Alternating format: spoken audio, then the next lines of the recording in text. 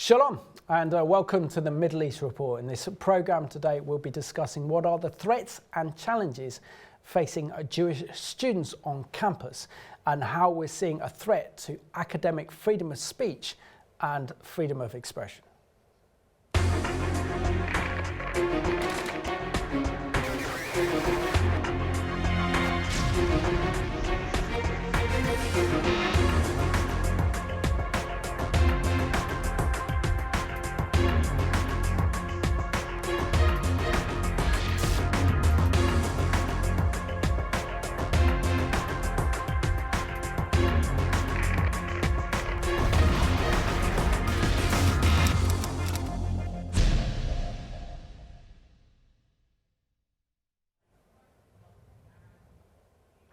Warm welcome to the program, and today's special guest is Harry Markham, who's an undergraduate from the University College London, and you are from Essex. Can I just say, firstly, Harry, it's so refreshing to have someone of your age on the program to give a kind of young people's perspective on the issues surrounding Israel, the Middle East, and Jew hatred as well. And from looking at your CV already, you might as well be 40, because what you've done and what you're involved in is quite something. So thank you so much. You're a real schmoozer. Thank you. Well, you learn in this business, haven't you, right? Thank and you. I learned from the best. Thank you. Thank you. But Harry, can you just share with us a little bit about your Jewish background and growing up and your Jewish childhood? Sure. So I'm a nice Jewish Essex boy. I am sort of religious. I'm not exactly devout, but I do my best to be a good Jew. And I became very involved with Israel-based stuff from the age of 13, when I got up on I didn't get up on a soapbox, but a pretend soapbox at Speaker's Corner, and I started to speak about Israel. And since 13, I'm now 22, I've felt obligated rather, to stand up for Israel and the Jewish people and to fight anti-Semitism. And recently, with my involvement in the Institute for the Study of Global Anti-Semitism and Policy, ISGAP, I've been very involved in writing, researching and speaking about anti-Semitism here in Western Europe. The big question is why? Why do you feel, from someone who's 13 years of age, which is kind of frankly quite unusual, to get up at Speaker's Corner and to defend Israel, knowing that that is an audience where you're facing incredibly hostility towards Israel, but also the topic of Jew hatred is also a very difficult but necessary topic. But why did you decide to, from such an early age, stand up and fight for Israel? It's not a normal thing to do, even within Jewish circles. Mr. Barrett, who said I was normal? I'm a rather strange chap. I think that that's part of it. I don't particularly care what other people think about me. So in that sense, I wasn't interested in doing things that, other 13-year-olds were doing. But I have recently been grappling with the question of why I decided to become so active. And recently I've become aware that anti-Semitism isn't really about Jews. Although, it does attack Jews and Judaism, it's really about our society's obligation towards the other. And it's an attack on that obligation. It's a rejection of the other. It's based on based on a series of delusions and conspiracies about Jews. And they're mad. They're nuts, these conspiracies. But they present a danger to not only Jews, but to the very essence of our liberal democratic societies. And so why I fight anti-Semitism is because I care about my fellow Jews. And I also care about the future of liberal democratic Western Europe and the future of our shared humanity globally. Which is under serious threat. I mean, I was influenced very much by the late Robert Ristrich. Yes. One of the world's leading experts in Jew hatred. And I had a privilege of interviewing him a couple of months before he passed away. Right. And his whole message was, what starts with the Jewish people never finishes with the Jewish people. So therefore, if you allow Jew hatred to manifest itself in society, it will actually destroy society itself. And that is also is pointed in reference when we see the scriptures in Genesis 12:1-3, when God says, I will bless those who bless you and I will curse those who curse you. Now, being a broadcast journalist, you constantly see God's hand in history, and nations that bless or curse the Jewish people almost have an instant kind of judgment for them, whether it's a terrorist attack, whether it's a natural disaster. It's pretty imminent when you touch the apple of God's eye. And that's something I think that so many historians have learned from the Second World War and the horrors of the Holocaust. Absolutely, and I think that's a really profound way of looking at the issue of anti-Semitism. And to borrow another biblical verse from the Passover story, in every generation, I can't remember the exact wording, but in every generation there is a group out to kill you, or words to that effect. I know it in Hebrew, but I would say that's an astute assessment about the reality of anti-Semitism. Anti-Semitism, I made this remark last week at a conference in front of Hindus who have suffered from a barrage of anti-Hindu hatred recently, particularly in Birmingham and Leicester. I said to them, anti-Semitism isn't just a racism; it's an ideological worldview that's closer to a psychosis than just a disliking or a xenophobia of sorts, and it cannot be divorced from a particular kind of thinking which rejects democracy, the core ideas of liberalism, the rights of women, the dignity of those who are not straight or not male or whatever, and so it really does impact everyone. And it's what bothers me about anti-Semitism in my research lately. What I'm writing about in Western Europe is that it may start with Jews, but it doesn't end that way. No, absolutely. And I think that's a good way to conclude that one as well, when we look at the whole issue to do with Jew hatred. But share with us the challenge you face of being Jewish, particularly a Jewish student, as well as being pro-Israel within your generation. What are the challenges facing your generation when it comes to being Jewish and standing up for Israel and being a Jewish Zionist? Well, oy vey. In Yiddish, the great Yiddish playwright Shalom Aleichem wrote a play entitled Schwer zu sein a Yid. It's hard to be a Jew, and actually I think that sentiment, I identify with that sentiment as a Jewish student on campus. UCL was the first university to give Jews a place to study in Britain, and recently my campus has become, in part, hostile towards Jews. Now, for the most part, it's fine, but there is an atmosphere, I have to say, that makes life a bit uncomfortable for Jewish students. And there are university campuses in this country that I would say are no-go zones for Jewish students. To name one, the School of Oriental and African Studies, which is just down the road from my university, UCL. It can be very tough. Now, if you put your head down, you're unlikely to experience anything, though that can only last that can't last very long, because if you go onto campus, particularly at times of tension in the Middle East, you can feel how that tension from the Middle East arrives on our campuses in Great Britain. But you can put your head down and get away with it. But if you're like me and you're an annoying little loudmouth, you can't get away from it. You can't escape it. And you see it around you, and you see how these unholy alliances emerge between different student groups you'd think wouldn't interact with one another. Absolutely. But they do, because they all have this view. They share this view that the Jewish state must be eradicated, and by implication Jews. And actually, I would say by extension, the West itself. So that's why it's really profoundly dangerous. No, absolutely, and we can unpack that red-green alliance a bit later on. But Harry, going back to kind of your generation, yes, which is very, very difficult to be pro-Israel.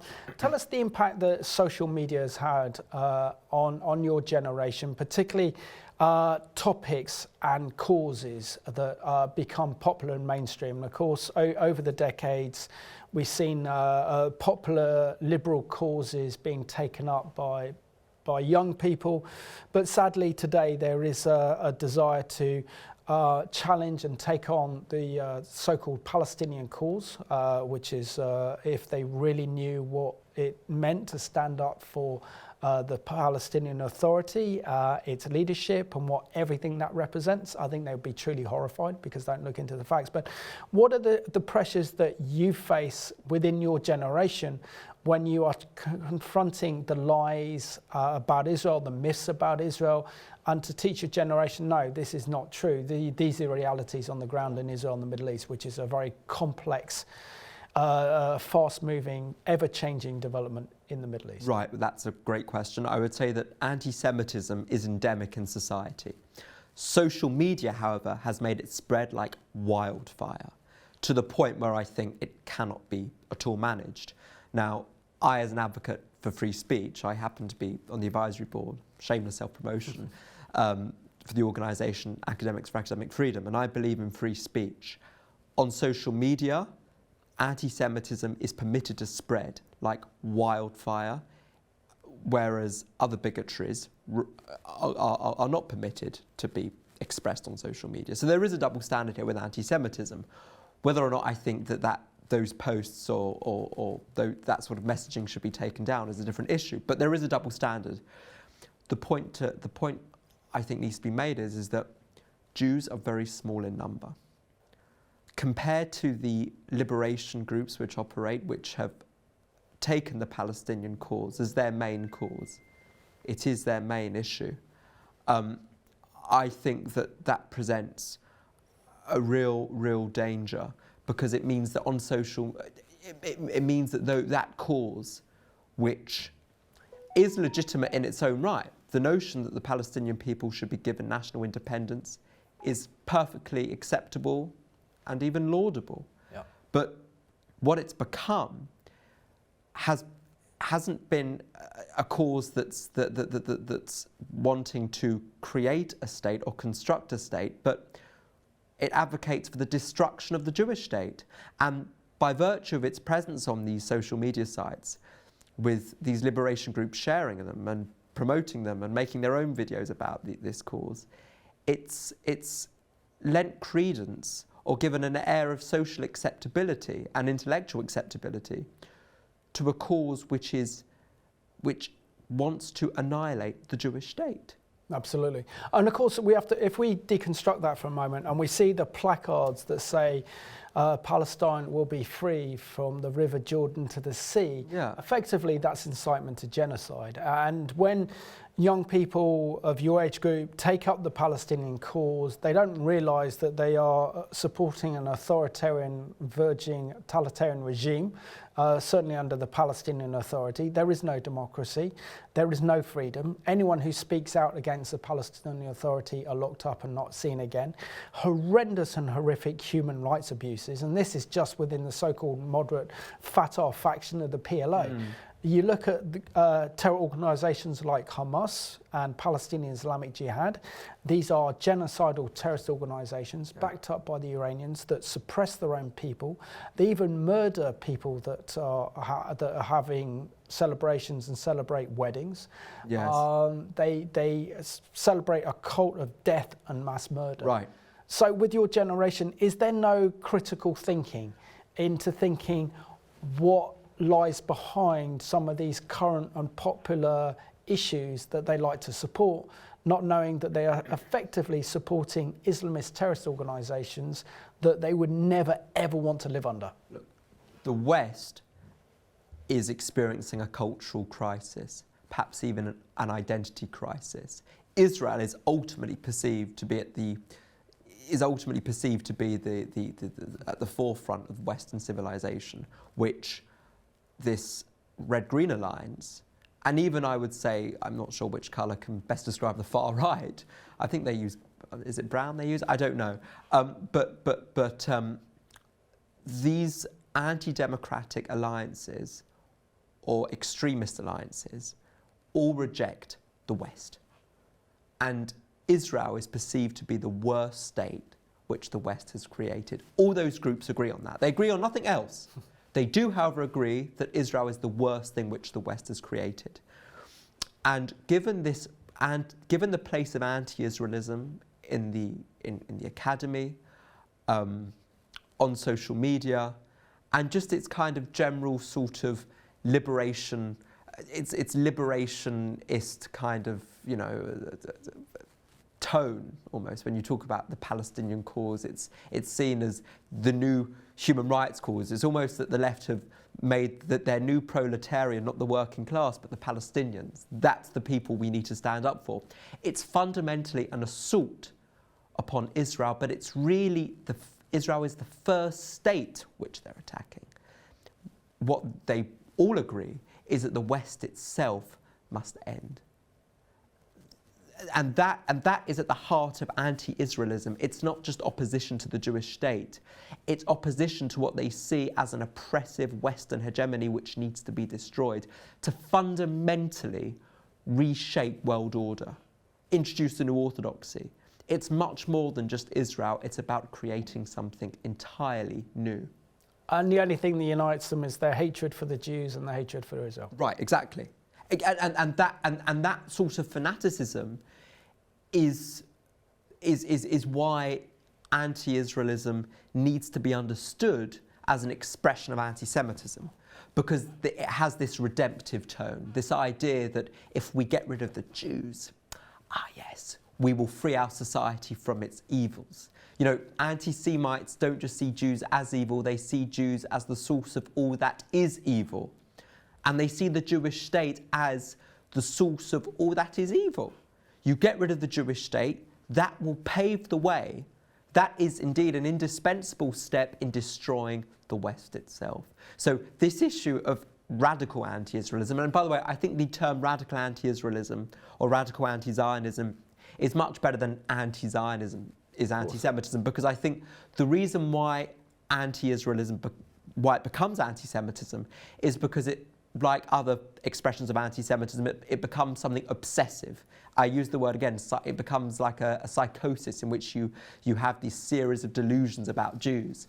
And I would say that radical anti-Israelism is this idea that if we get rid of the Jewish state, this is the first step to creating this new order in which we get rid of the West itself. Again. I mean, you're talking now almost using the same kind of rhetoric that Hitler used in the 1920s and going into the 1930s. Is almost exactly the same repeated language. So yes. Is there no understanding of history and the consequences of that? Hitler obviously did his best to destroy the entire Jewish community across Europe. And, you know, we're talking about mass murder of over 6 million precious Jewish lives in communities across Europe. And again, these people that hate Israel, that hate the West, are advocating almost the same thing. Because if you take Israel out of the equation, you annihilate Israel, we're talking about another Holocaust. Of course we are. I mean, that to me it needs to be understood by people. Of course we're talking about another Holocaust. And what I find particularly disturbing, and I think we're reluctant to interrogate this particular question, is what did Hitler, what did the Nazis, rather, want to do exactly by annihilating the Jews? They wanted to rid the world of the people which gave this world the idea that man cannot be God. Amazing. Judaism, in my view, serves as the ultimate refutation to any totalitarian wannabe God, because it says no man can be God. We're all made in the image of God, and therefore every life must be shown respect, dignity and care. This idea of B'Tselem Elokim, made in the image of God. And I think that is the most compelling understanding of Jewish texts, that it's about our humanity. And the assault upon Judaism, it's no coincidence why every totalitarian wannabe God has had a particular issue with Jews. Yeah. Because this people have served to remind those totalitarian leaders that whilst the Jews are here, you cannot be God. And every time they've come against the Jewish people, they They've been consigned to the rubbish of history. Well, it's incredible. I mean, look at the Babylonians, are they around today? Look at the ancient Egyptians, are they around today? The ancient Greeks and ancient Romans, are they around today? Are the Nazis around today? Are the Soviets around today? They're not around today anymore because of the God's protection over your people. Outlived every single world empire that the world has ever known. So is there also a danger as well that if they cross the Jewish people, they're not only going against your people, but they're going against the God of Israel with serious repercussions? Look, I believe in human justice, and I believe I have no idea if God will punish them. I believe that we in human society, God has given us all a spark of the divine. We're not here to be, we are here to do, and to make the world a better place, and to fight injustice, and to fight any kind of racism, extremism, or bigotry. And it's our responsibility, for those of us who really believe in the message that each human life, each individual has beauty and should be shown respect, it's our duty to fight the ideology, namely anti-Semitism, which is necessarily connected to the belief that the other must not exist, that there is no space for what the late Chief Rabbi described as the dignity of difference. Anti-Semitism is the ideology which rejects this dignity of difference. And for those of us who genuinely believe that our societies are enriched by our cultural and ethnic diversity, anti-Semitism is a massive warning sign for those of us who care about that. And if you do care about it, I believe we're obligated to fight it. So the big question we're talking about now is how much would you say that Jew hatred, and I use the Jew hatred deliberately because I think it defines the situation of what it is, hatred towards Jews, rather anti-Semitism is, you can dismiss it a little bit, but you can't really dismiss Jew hatred. So that's why I kind of changed the definition. I don't like the term anti-Semitism very much because it doesn't convey the true hatred against Jewish people, and that's why I think it's easier word that people are hearing so much in our news over recent years about anti-Semitism in the Labour Party under leadership of Jeremy Corbyn, the likes of Kanye West's anti-Semitic remarks. Once you hear it so much, it loses its power and its influence to actually take on board what it actually is and what it involves. So how do you think that we come from a stage where 80 years ago, in the aftermath of the Second World War, and we've recently had International Holocaust Memorial Day, that the world was shocked at what they saw involving Nazi atrocities, to actually murder more than 6 million Jewish people. And then after those 80 years, only 1% of the perpetrators of the Holocaust have ever been faced criminal actions for the acts of genocide against humanity. So only 1% of the Nazi SS officers, the Nazi guards, the collaborators involved in the Holocaust have ever been prosecuted. That between 750,000 and 1 million people were actually involved in the Holocaust itself, which is the greatest crime that humanity's ever seen. And now we face the greatest injustice, that justice has never been done. And the Germans, after the Second World War, when it became West Germany, went through a process of denazification, and then in the 1950s went through a process of renazification, appointing high-ranking Nazis into positions of influence within the government, within the German judiciary, within the German government itself, and of course nations like Argentina hosting former Nazis as well. It doesn't look like the world has learned the lessons from the Holocaust of never again, and doesn't really understand the true dangers of Jew hatred, and it's the acceptable form of racism today, is it not? I completely agree. I think one of the big mistakes about the Holocaust is the de-Judification of the Holocaust. The Holocaust without Jews, if you will, which is just absurd. Like the Holocaust without Jews, the Holocaust centered around this belief, this conviction that the Jews were the sources. This is the point again, Jews are the source of all evils, all that is evil.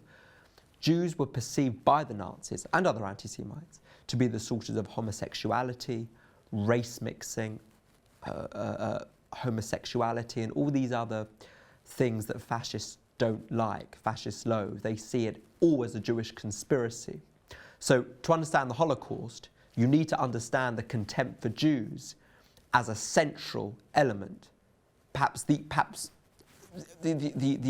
most important element of the Holocaust is the Nazi orbit was this idea that we need to annihilate Jews and what the Jews are responsible for.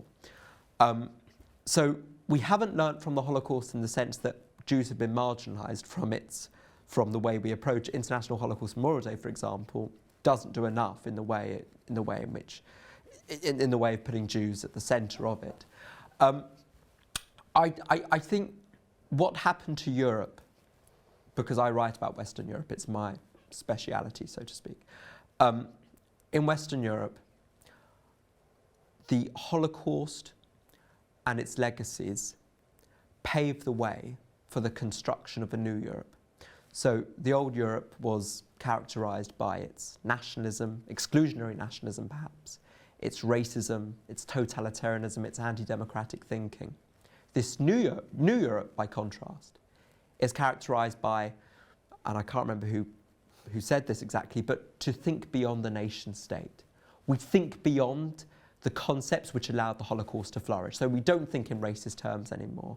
We don't think in nationalist, tribal terms anymore. We think beyond all of that. And we have this policy of tolerance and multiculturalism. And I argue that in the Western European context, anti-Semitism has been permitted to flourish in the name of tolerance itself. And in this fundamental intellectual deconstruction of the West, which is done largely by left-wing scholars. And of course, that has assumed an air of acceptability, as you say, become the acceptable racism by its radical or obsessive anti-Israelism. And so that means that the lessons from the Holocaust haven't really been learned. Rather, it's just allowed another form of anti-Semitism to flourish. And somewhat of an irony, even though Jeremy Corbyn wouldn't recognise me, a nice Jewish boy, as having a sense of British irony, but these changes happened in the name of Jewish suffering, and yet it's allowed a new form of Jew hatred to thrive and go unchallenged. I didn't think we'd take the programme in this direction, but I'm pleased you have taken it in this direction, Harry, because to actually unpack such a big topic, such as Jew hatred, is important, and we know it's a massive problem on campus, activities on campus, and of course if we see, for example, academic freedom of expression is under threat at our universities, if freedom of speech is under threat of our universities, if there is a cancel culture banning, so for example, pro-Israel speakers from speaking, we know effectively that our culture and our society is in real danger, and we're heading towards authoritarianism very quickly. And I personally, this is where I believe. I think we are effectively in the last years of democracy and the last years of capitalism, and that we have to do all that we can to bring it back, because if we don't, we lose our freedoms, and the freedoms that each generation have fought for to inherit that freedom. It's up to my generation, our older generation, and then up to your generation to defend those freedoms and values, because they're not guaranteed. Right. Just because we have them now doesn't mean they're here tomorrow. But when it comes down to Jew hatred, we know that during the Nazi era and the rise of fascism in Europe, it was from top down.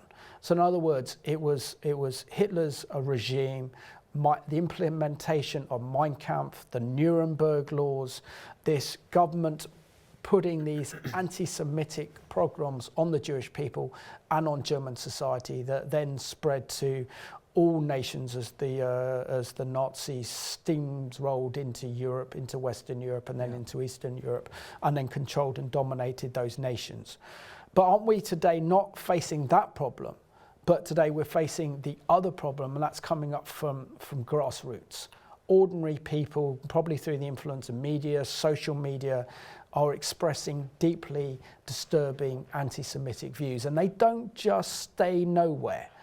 They end up being result in attacks against Jewish people, and then leads to greater authoritarianism. And before we know it, our liberty, our freedom, and our democracy a thing of the past, and then we're living in a totalitarian nightmare, as described by George Orwell's book 1984. Yeah. So I would say a couple of things to that. The first thing I would say is that the Holocaust happened not only because of top-down Jew hatred, though that was fundamental, of course.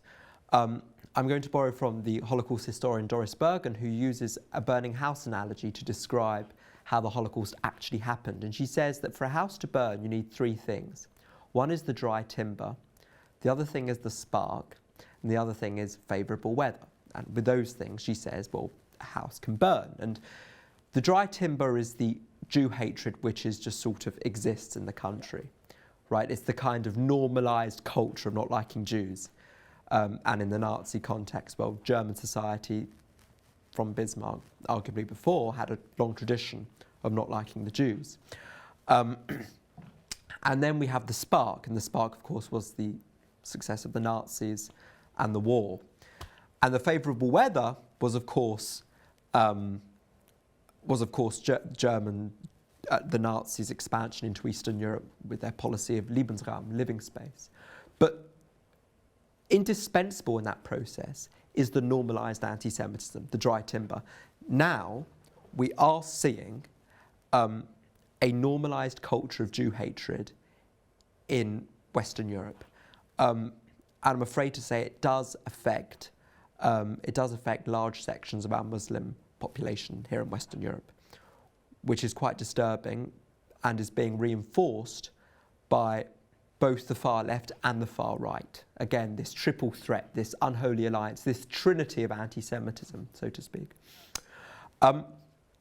So I would say that what we're seeing in Western Europe really is happening in a range of places, not least on social media.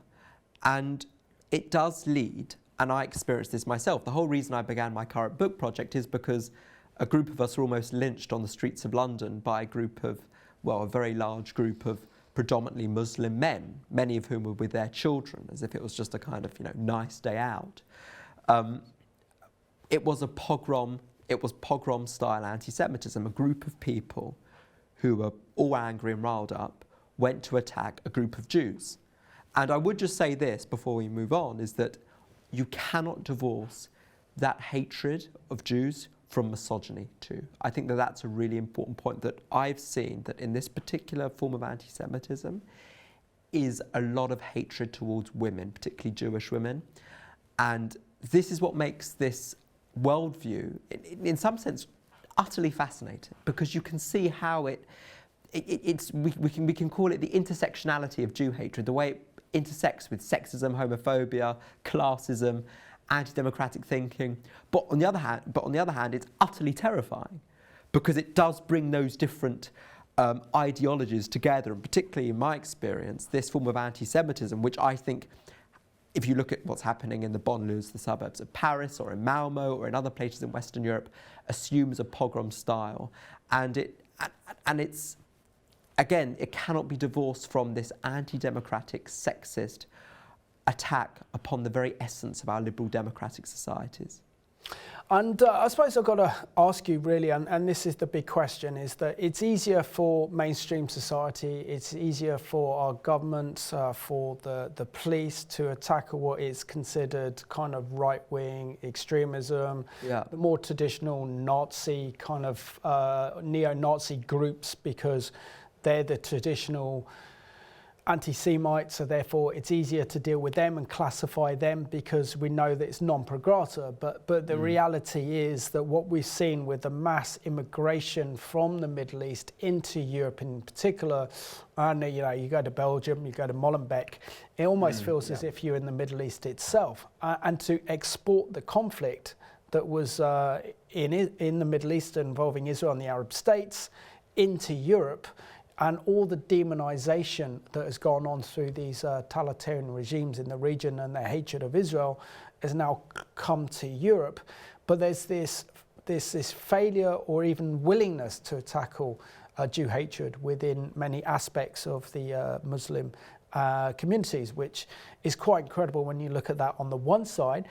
And yet you look at United Arab Emirates today, they are the first nation to actually teach Holocaust education on their national curriculum. They're also the first Arab state to have an exhibition on the Holocaust. And things are changing because of the Abraham Accords. And it seems like the Middle East is going through a renaissance period with Israel, and yet Europe is becoming the epicenter of Islamic extremism and hatred, and something out of fear our authorities are failing to deal with and attack. So I think that that's a thoroughly astute assessment about the situation here in Western Europe. And I've said this before and I'll say it again. I believe it is safer to be a Jew in Dubai and Manama than it is in Paris, Malmo, Stockholm or Berlin. I think that, and I'm going to disappoint some of my fellow left-wing comrades here, I'm economically left-leaning, in case any of you wondered, and say I think we have a lot to thank Trump and Benjamin Netanyahu for. Their actions vis-a-vis the Abraham Accords fundamentally has changed that region. Now, of course, there's a long way to go, a huge way to go, but the Middle East is changing towards a better place. Western Europe, on the other hand, well, all of this begs the question, what's it going to take for there to be an Abraham Accords here in Western Europe? Quite incredible to actually think that Europe needs an Abraham Accords, but it's so true because the Middle East is changing. Europe is failing to see these new dynamics, right, and of course views Israel through the prism of the Israeli-Palestinian conflict. And you know, prior to a decade ago, the main predominant view until the Arab Spring was that Israel was the biggest problem in the Middle East. If Israel were to make peace with their Arab neighbours, particularly with the Palestinian Authority, then all the problems would be solved in the Middle East. And of course, the Arab Spring, when it broke out in 2010, completely changed that notion.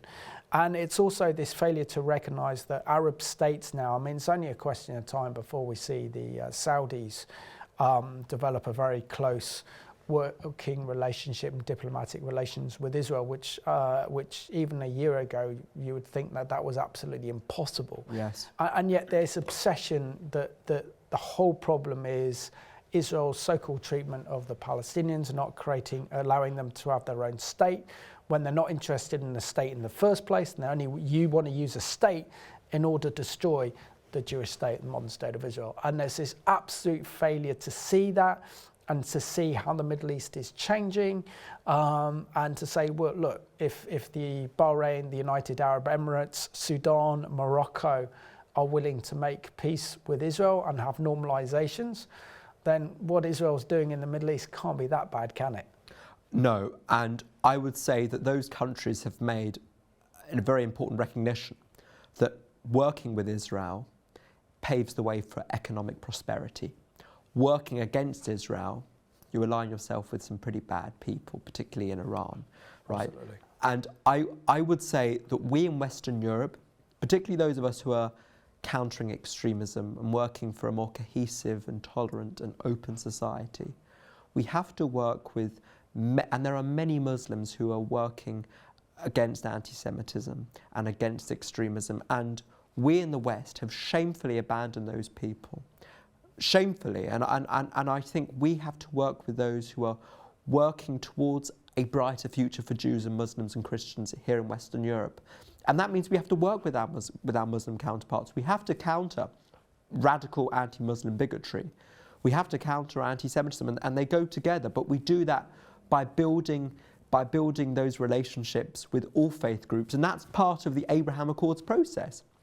And if it can happen in the Middle East, I believe that it can happen in Western Europe. But if we don't act now, I fear it will be too little, too late.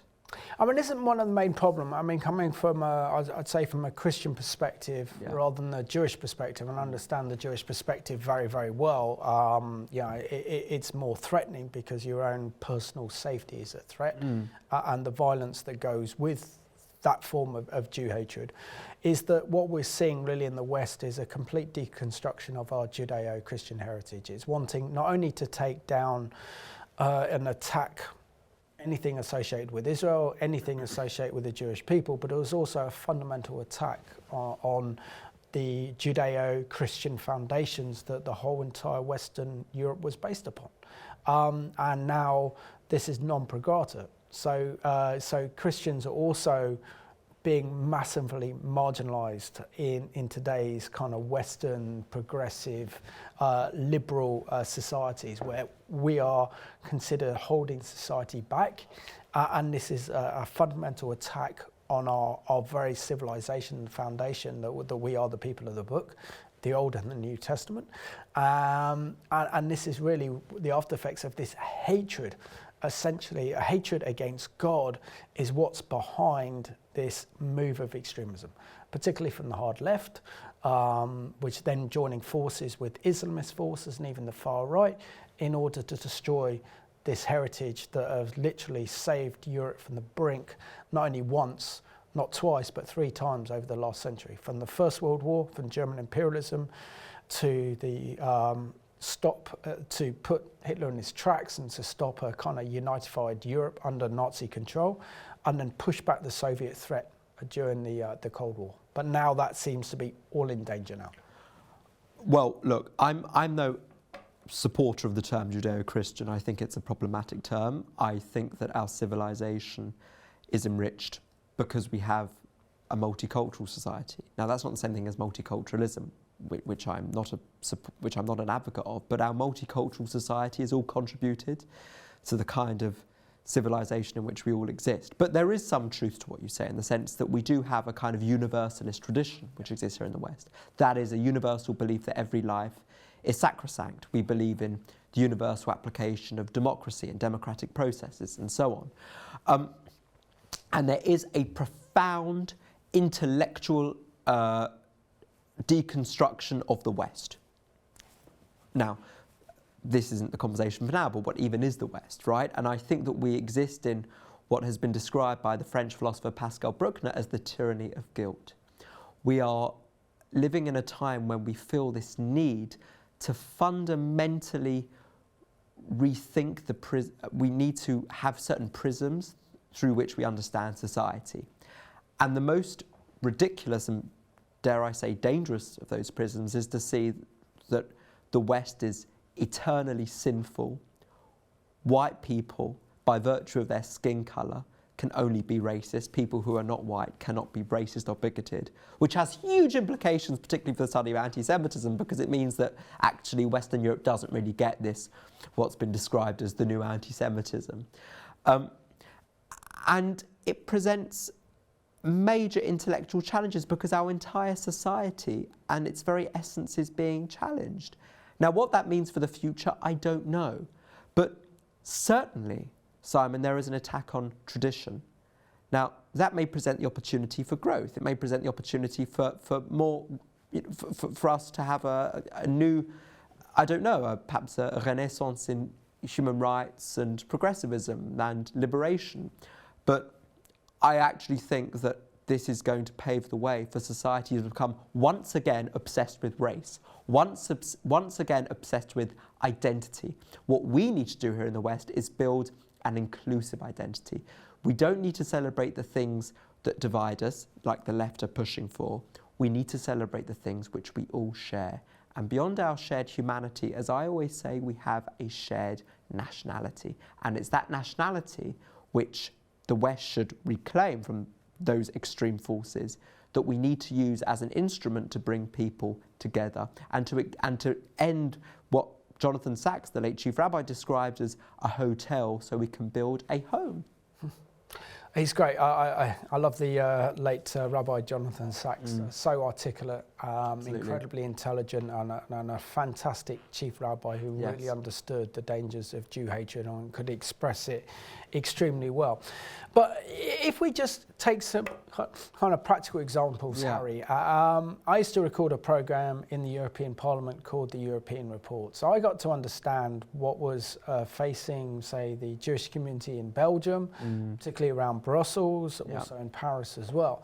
Now, ever since the kind of ISIS attacks of midway through the last decade on the Jewish Museum in Brussels, the Charlie Hebdo attack, we've literally seen the French and the Belgians deploy paratroopers with machine guns outside of Jewish schools, outside of Jewish museums, even outside of Jewish synagogues as well. And if we take Britain, for example, and some Jewish schools as well, it's like an armed fortress to get into one of the schools with X-ray machines and stuff as well. Now, there's no security in that. There might be physical security to say that the government is saying, look, we want to protect our Jewish community, we'll help provide funding for your protection. You have to contribute as well, so build up fences, build up protection with security guards, and the work of the Community Security Trust do a very good job, not only in monitoring anti-Semitism, but providing the Jewish community with protection. Now, that's no long-term answer to Jew hatred, is it? No, it isn't. And I walked past my old Jewish school the other day. I mean, it looked like a prison. Never mind fortress, it's a prison. And you know something, I mean, I speak to Jews a lot of the time and they say to me, oh, well, this is all great, the state is finally protecting us. But none of this is normal. None of this is normal. No other faith group, thank God, has to face this kind of security risk at schools, at synagogues. It's utterly unforgivable that we still live in this, under these kind of conditions. Although Europe has made enormous progress over the years, like to be a Jew now is much better than when my grandparents were growing up in the East End of London all those years ago. The fact that Jewish schools still require this amount of security, and you know, when I was at school we had bomb alerts and getting under the table alerts and so on, we have normalised that. And it isn't okay, but what's worse is that the Western European leaders, and again, this is my area that I write about, are just not confronting the sources of this murderous anti-Semitism. Absolutely. They're not dealing with it properly. And so long as they don't deal with it, it can only get worse. And it will only get worse because the fact is, as I said before, Jews are very small in number. There is no real appetite to deal with this issue because it's not politically expedient, and actually we don't matter that much here in the West. So I am intensely concerned by this situation, but I would say that the way we fight it is by building alliances with various communities, be that with our Christian brothers and sisters or our Hindu brothers and sisters or Muslims who are fighting extremism. We have to build partnerships and actually alert wider society to the kind of metaphysical element that anti-Semitism is all about, this attack on not only Jews but our shared humanity. And once people realise that anti-Semitism is symptomatic of an ideology which rejects democracy, which rejects human rights, which rejects those wonderful universal values, then people will get involved and people will get engaged. But Jews cannot fight anti-Semitism on their own. I've just done a programme and it went out a couple of weeks ago looking at the latest report on Jew hatred published by the Community Security Trust annual report on Jew hatred for 2022, which they said, look, it's we've seen a big decline in previous years, particularly in comparison to 2021. Yeah. But they still say that despite that, it's still the 5th largest instances of Jew hatred in the UK on record. And knowing that the continent of Europe, the situation is even worse. We've got 5 minutes left of the programme. So where does the future of the Jewish European Jewry remain? Does it remain in Europe or is its future in Israel? So I'm going to make a very bold contention and argue that there will be parts of Europe in which a Jewish life will be impossible and a Jewish way of life will be impossible. And I would venture to say that there are parts of Western Europe where that is already the case, be that Malmo or certain parts of Parisian banlieue suburbs. More places will look like Malmo and those suburbs. I strongly suspect they will look like that, and I think that parts. Well, I'll give you a case in point which I think illustrates this point very well. When Jews moved to Sarcelles, which is a suburb of Paris, they lived there for many years with their Muslim counterparts in peace and coexistence, for the most part. In 2014, that all changed with eruptions of anti-Jewish violence, attacking pogroms and other Jewish businesses. Right, you've seen the right, yeah. Eyes. And one of the residents of Sarcelles said, "We never thought it could happen here." The amount of Jewish documents of Jews that I've seen, where individuals said, "We're safe here. It can't happen here." I've seen that on innumerable occasions. The truth is, no matter where Jews live in Europe, it can happen anywhere. So, and I can't believe I'm even saying this, I think it's unbelievable how it's safer to be a Jew in not only the Middle East, but in even parts of Western Europe now, Eastern Europe now. Like, it's safer to be a Jew in Budapest or Bucharest, where countless Jews were murdered for being Jewish, than it is in certain Western European cities. So I think some Jews, I don't think many, but I think some Jews may well consider Eastern Europe. I think we will see many Jews move to Israel, although I think the situation there is particularly concerning now. I think that the state's really going through a radical change, but that's for another time. But I think that for the most part, Jews will move to parts of Western Europe where these issues are less pronounced. But again, that's only a temporary solution. Where Jews can be in the long run in this part of Europe, I have no idea. Well, I'm so pleased that the Jewish community has an up-and-coming leader in yourself who's so knowledgeable when it comes to the issue of Jew hatred and its implications. And we need more moral clarity, because that's one of the biggest problems that we have in the age we're living in. There's a lack of moral clarity, particularly on these big issues, to speak up. So, you made a bit of a name for yourself at University College London. The articles you've written as well. A big name on campus. Absolutely, but it's to be welcomed. So, Harry, I very much enjoyed having you on the programme and just learning from you as well, which is incredible. And I think we can learn so much from you, and so can your community as well. But it's also having to fight as well for this, isn't it? To speak up against Jew hatred, not to accept it, to talk about the dangers of what you've done, which is incredible. So I'm very much looking forward to having you back, and particularly when your new book comes out and we'll unpack that. And there are some more things I know that I'd like to kind of discuss with you on the Middle East report. So I look forward to having you back on the programme, and great job. Really Thank you very much. Thank you. And I just want to thank you for watching today's Middle East report. There can be absolutely no doubt that the Jewish community is in peril, because what we're seeing is a dramatic rise in Jew hatred across the Western world. And it's our duty as Christians to stand out and stamp against this hatred and call it for what it is, hatred. Because not only will it consume the Jewish community, but it will consume our entire Western civilization. Our freedoms, our religious freedoms that we enjoy so much will be under threat. Our freedom of speech, our academic freedom of expression, all gone. So this is something that we all have to fight. So thank you for watching this week's edition of the Middle East Report.